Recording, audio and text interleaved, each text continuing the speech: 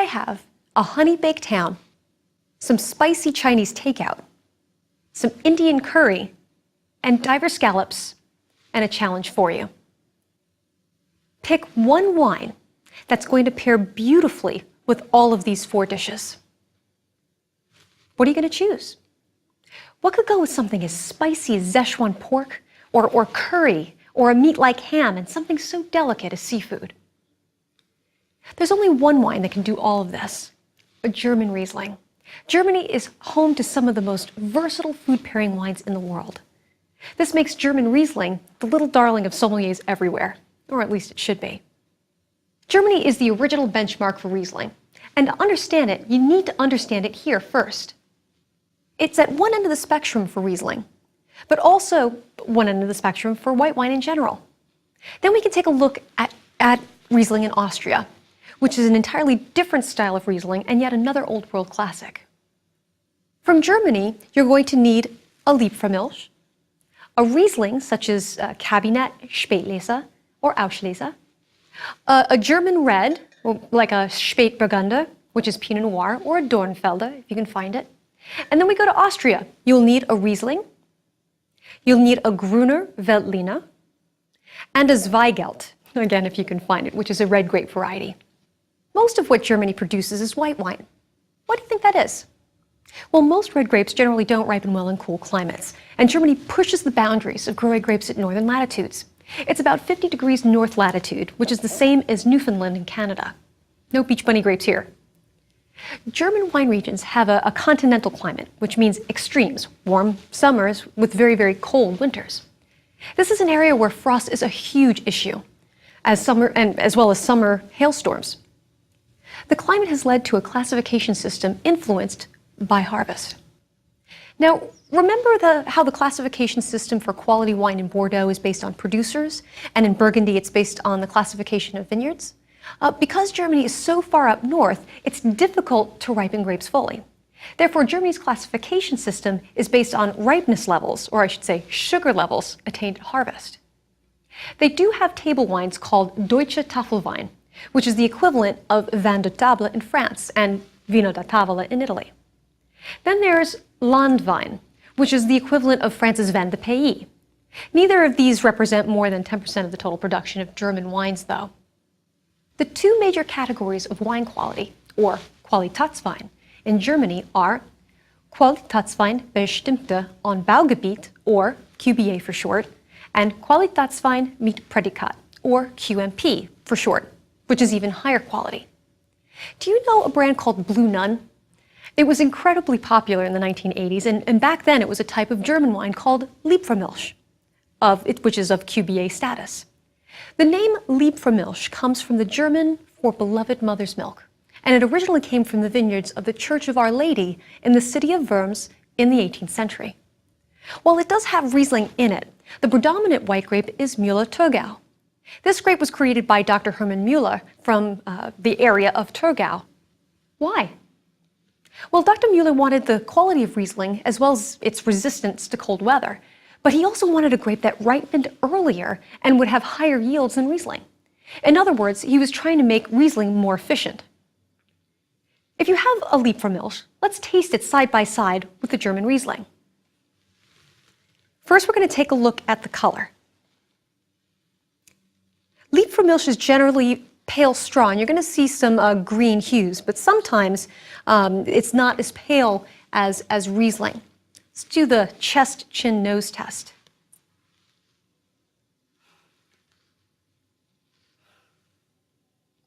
It's somewhat aromatic because it does have some Riesling in it, but it's nowhere near the level of Riesling all on its own. And what you get here is some citrus notes as well as some stone fruit. I'm also getting some sulfur dioxide, which is kind of common in some German wines. It's going to be a pungent smell. But let's taste it.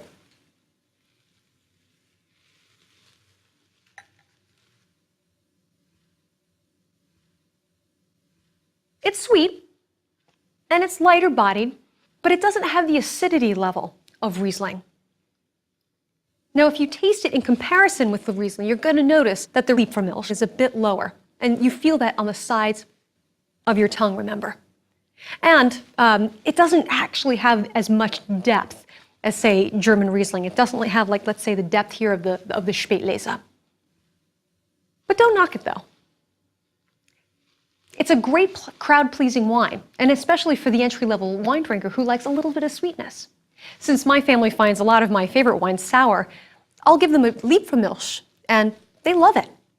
And that way I get to save all the Grand Cru Burgundy for me. Everybody's happy. For quality levels of QBA, like Liebfraumilch and lower, the producers are allowed to add sugar prior to fermentation. What does this do? Do you think this sweetens the wine? No. You only add more sugar before fermentation to beef up the wine, to yield more alcohol. This process is called chaptalization, and it was introduced because the grapes at the lower quality levels could not get ripe enough, so they needed a little extra push. Chaptalization is illegal for QMP levels, but winemakers are allowed to add Süßreserve, which means sweet reserve in German. It's unfermented juice used as a sweetening agent after fermentation, and it can be used for all but the highest quality wines. For those wines, producers prefer to stop the fermentation prior to completion so that there's a little bit of residual sugar left over instead of adding something to it to make it sweet. There are 6 styles of QMP based on their level of sugar concentration. The lightest concentration of sugar within the QMP category is Cabinet. These wines are light in body, crisp, and more focused on their fruit flavors. Then there's Spätlese, which means late harvest. These wines have a higher sugar level than the Cabinet, but remember in Lecture 9 we revealed that legend of how Spätlese came to be.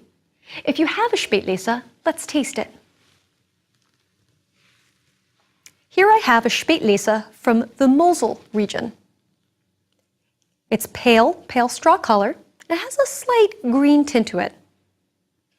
Let's smell it. You can smell it there already. Very perfumed. Riesling is a very, very aromatic grape variety. And in the Mosel, and especially cooler climates, we're getting a lot of lime character, a lot of citrus, a lot of lime. But we're also getting a hint of something like an exotic fruit, like pineapple. Now let's taste it.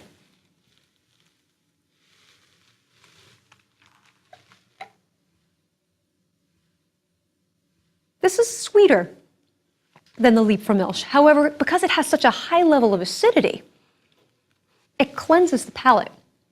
And here we have a wine that's probably about 7.5% alcohol. So it's fairly low in comparison to other wines we've tasted around the world. But notice, even as I'm talking, the length of it. Because of that sugar and the high acid, it does this little dance between the two, lengthening the length of it. So that's a quality wine there. And again, it finishes clean. You don't need water to refresh your palate to go on to the next one. And this one definitely has more depth than the Liebfraumilch. And what I mean by depth, I mean more stuff's going on in your mouth. Yeah, it's richer, and the flavor lasts longer. There's more stuff going on. The ripeness level above Spätlese is Auslese, and this refers to individually selected extra ripe bunches of grapes, which we mentioned in Lecture 9. The name, as I explained previously, means selected from the harvest. While Spätlese grapes are generally not infected with the noble rot botrytis, which concentrates the sugars even more, Auslese sometimes does include botrytis-infected grapes. Because these specific clusters are more carefully selected and picked, the price for Auslese is normally higher than Spätlese. Now, when studying for the MW exam, we were expected to identify whether the grapes were infected with botrytis. Remember in Lecture 7 when we spoke of autolytic notes? Well, for botrytis, we say the wine has botrytic notes. Botrytis on the nose is like a honeyed aroma, and some say it tastes like dried apricots or marzipan. On the palate, the wines that have grapes infected with botrytis are weightier and fuller bodied. This is because of the glycerol that botrytis produces. Hey, you want to impress a sommelier or a guest at your next party? Tell them your Auslese has strong botrytic notes, especially if it does. You'll definitely earn their respect. These grapes have a higher sugar concentration than Spätlese, so their wines are generally fuller in body, higher in alcohol, and sweeter. There is a trend with some producers of Spätlese and Auslese to ferment them completely dry instead of stopping the fermentation to leave residual sugar. These wines are called trocken, which means dry in German. So if on the label you see Spätlese or Auslese and you also see the word trocken, know that the wine is going to be bone dry. Sometimes you don't see trocken on the label. And if you're looking for something a bit drier, look at the alcohol level. It's a good indication. It's by law they have to have the alcohol level on every label. And if you have a Spätlese that's about 13% level of alcohol, chances are it's trocken. There's also a term called halbtrocken, which means half dry. But you may also see the terms medium dry or off dry. But these are not dry. It has a little bit of sweetness to them. After Auslese, the sugar level in the grapes increases to Birnauslese, Trockenbeerenauslese, and ice wine levels, which we already covered in our dessert wine lecture, Lecture 9. Now, when I first started studying, I took my first course in New York with Kevin Zraly, who was the wine manager at the Windows on the World at the top of the Twin Towers. And I had my classes at the top of the Twin Towers. Now, I remembered his German wine class very well because he came in and he said, "All right, has everybody memorized the Grand Crus, the 7 Grand Crus of Chablis, the 32 Grand Crus of the Côte d'Or, the 57 appellations of Bordeaux? Well, great. Now you can start on the 1,400 villages and the 2,600 vineyards of Germany." This explains why it's so hard to read labels. And there are a few Americans who are brave enough to try doing this. But don't worry, we're going to help decode this later on. The German wine regions are located in southwest Germany and date back to the Romans. As in Burgundy, the quality of the vineyards and wines can be attributed to monks and monasteries, especially through the Middle Ages. For example, Kloster Eberbach, a monastery in the Rheingau, was founded in 1135, and they made wine and carefully monitored its quality. They were Cistercian monks who made a pilgrimage every year to their mother monastery in Burgundy, so no doubt many influences came into play that improved the wine. Wine was their most important business, and today Kloster Eberbach is one of the oldest surviving Gothic buildings in Germany and the center of the German Wine Academy.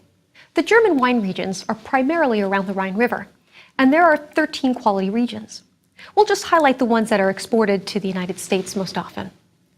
One of the most well-known regions is the Mosel-Saar-Ruhr. Mosel is the main tributary that comes off the Rhine River around the city of Koblenz, and the Saar River and the Ruhr River are tributaries of the Mosel River.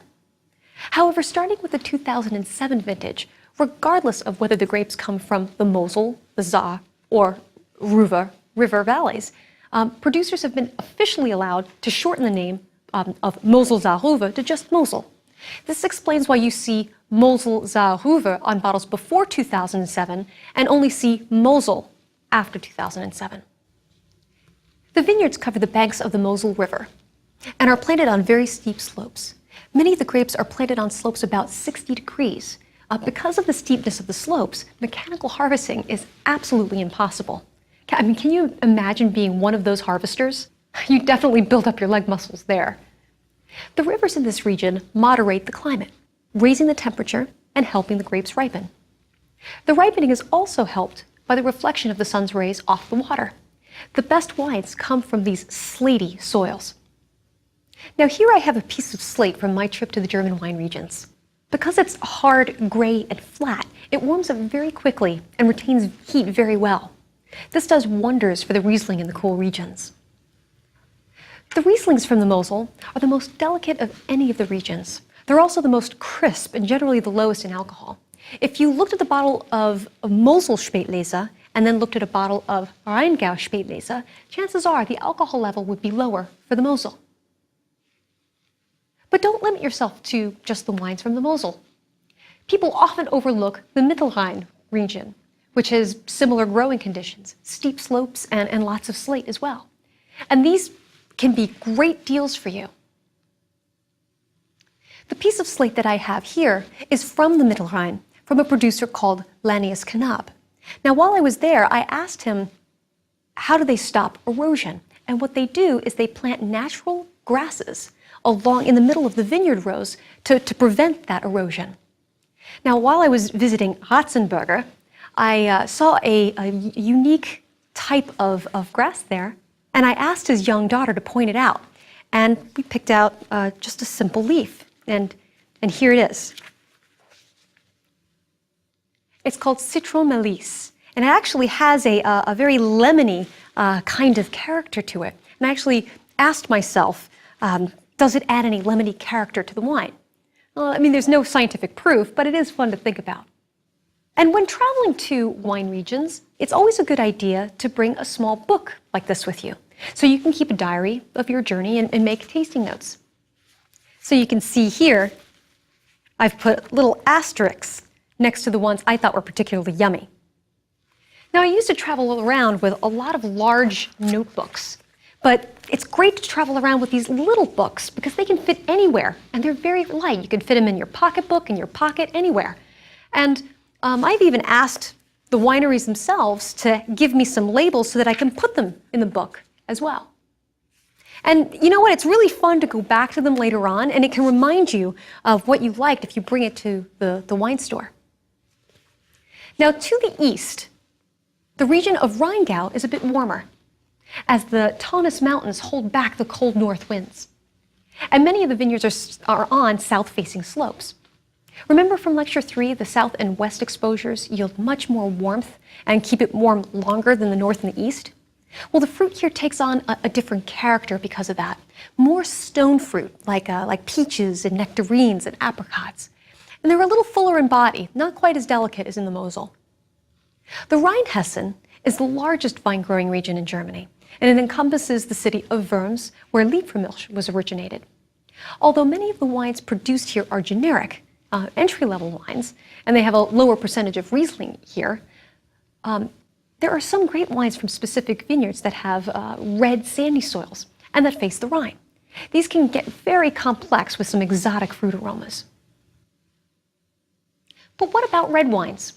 For this, we go to the warmest and most southerly area for German vineyards, the region of Baden. Or you can go to the Pfalz, which is the sunniest and driest region in Germany. Unlike the other regions we've mentioned, the land in these two regions is relatively flat or just gently sloping. The soil here is more fertile and has heat-retaining gravel that helps ripen the grapes. They do have Pinot Noir here, but it's called Spätburgunder. So if you still have a bottle of red Burgundy, you may want to taste it in comparison side by side. The color of Spätburgunder is going to be a little bit paler than Burgundy. This is a clue that it comes from a little bit of a cooler climate than Burgundy. But the aromas are very, very similar. In fact, Pinot Noir is just as aromatic because Pinot Noir is an aromatic grape variety. And then you get some oak tones as well, some vanilla, some spice and toast. And on the palate, it's delicate and light-bodied and has a higher level of acidity, even more so than Burgundy. Now, all of these are typical for Spätlese, again, giving us a clue for the cooler climate. But they can be really very pretty, but they can also be rich and extracted as well. Some of them are even very, very long-lived. When I was in Germany, I was at Kloster Eberbach, and they had me taste a 1959 Spätburgunder. And it was in their 15th century cellars, and it's the oldest one that they have in their cellars is from 1882.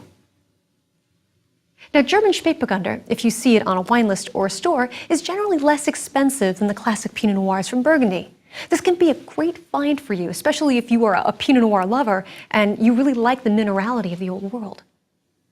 Now, another red grape variety you see is Dornfelder. It can have a deeper color, definitely deeper color than Spätburgunder, and it's generally consumed young for its red and blue fruit, like cherry and boysenberry, and I actually think it smells a lot like blueberry.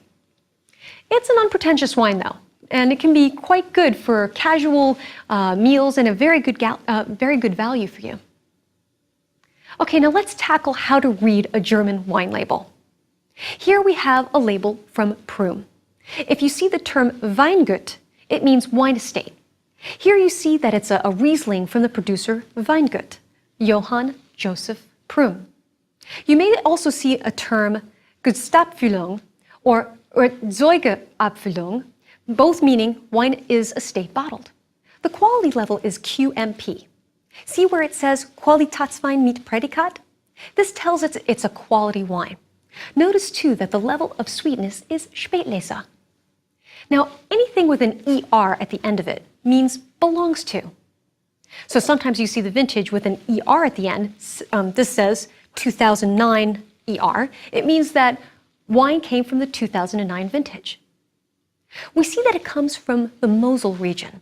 Here we see Velena Sononor. What's that mean?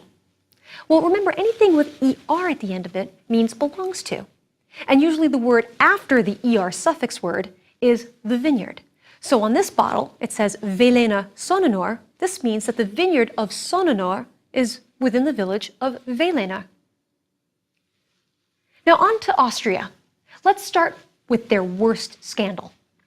In the 1980s, a few Austrian winemakers added an illegal chemical to their wine called diethylene glycol to add body and make the sweet wines taste even sweeter. This chemical has another name. You may know it. Antifreeze. Even though the amount of this chemical was totally harmless, once the press got a hold of this news, that was it. Austria wine's industry absolutely collapsed. But there was a silver lining. Shortly after the scandal, Austria's industry created a new set of stricter quality laws, and the quality of Austrian wines we see today is absolutely fantastic. No wine region has succeeded in turning around its reputation the way that Austrians have. As far as labeling in wine terms, many of them are very similar to Germany, so at least that's good news. I don't know if you could handle much more in this lecture of German pronunciation. However, the styles of wine are quite different. Here we have an Austrian Riesling. You may want to compare it to your German Riesling. Got to make sure that it's the same vintage though. Here we have a 2005, which is a very, very ripe vintage, and you're going to definitely notice the color. Because here it's about goldish color. Again, it's very aromatic. But you get the same kinds of Riesling benchmark notes. The citrus, the lime, the minerality, I mean, that comes to the old world, but that strong minerality that's there. But you also get, even like some of the Rheingau, you get some of that stone fruit. Now let's taste it.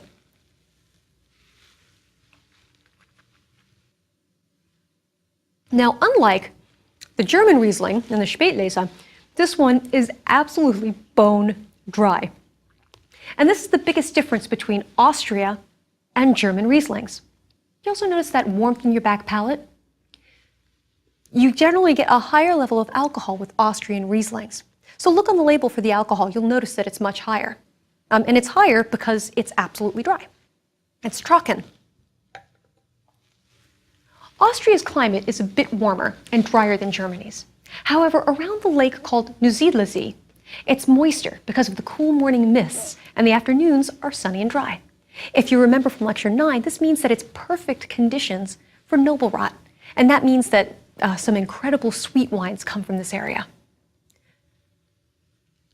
The Austrian Riesling is an old world classic, but Austria's popularity in the last decade has really come from another great variety that's very specific to Austria, Gruner Veltliner. If you have one, let's taste it. But to really appreciate its uniqueness, you may want to taste it versus the Austrian Riesling.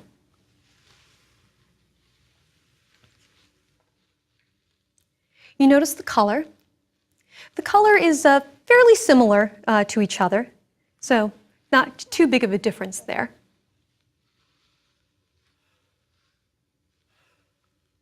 And it's aromatic, but it's not as aromatic as the Riesling. But what you get here, you get some lemony notes. But there's two benchmarks for Grüne Veltliner. One is lentils, and I gotta admit, I don't taste or smell lentils when I taste Gruner, but some people get a very strong lentil aroma when they smell these wines. But I get some strong white pepper. Now, if you don't know what white pepper tastes like, don't worry about it. It just recognizes, your palate recognizes it as a spice. So let's taste it.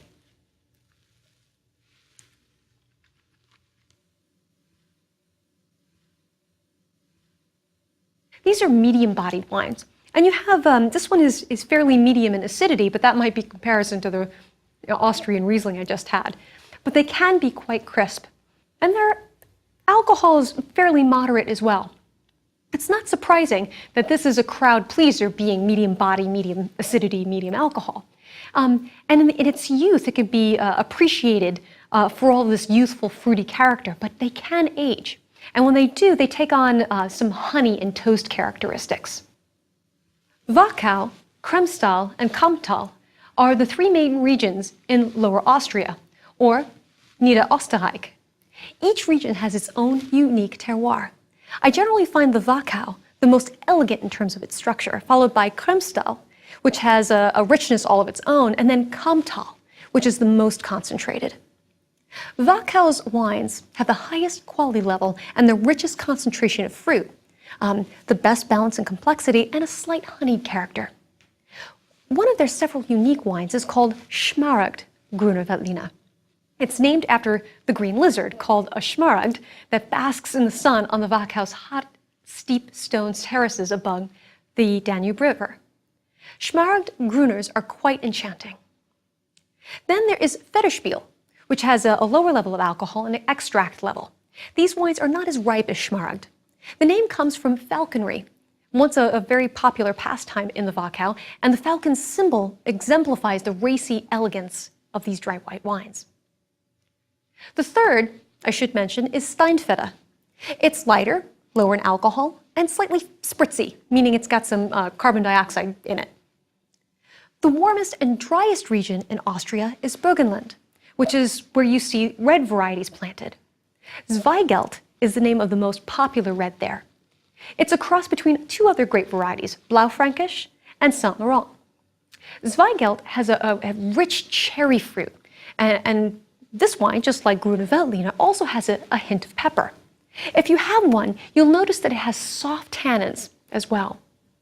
Some examples can get really concentrated and are age-worthy, though. Next up, we journey back to sunshine and warmth. We go to Spain and Portugal, the last two countries we focus on in the Old World. You'll need the following wines: a Rías Baixas, a Rueda or Rioja, a Rioja, either a Crianza, a Reserva or Gran Reserva, a Priorat, a Humilla or Yecla Monastral, and a red wine from Portugal, such as the Douro, the Bairrada, or Alentejo. The next lecture is a logical end to the Old World, as these wines bridge the gap between the Old World's traditional style and the New World's international modern style. And until then, I will say Auf Wiedersehen and cheers.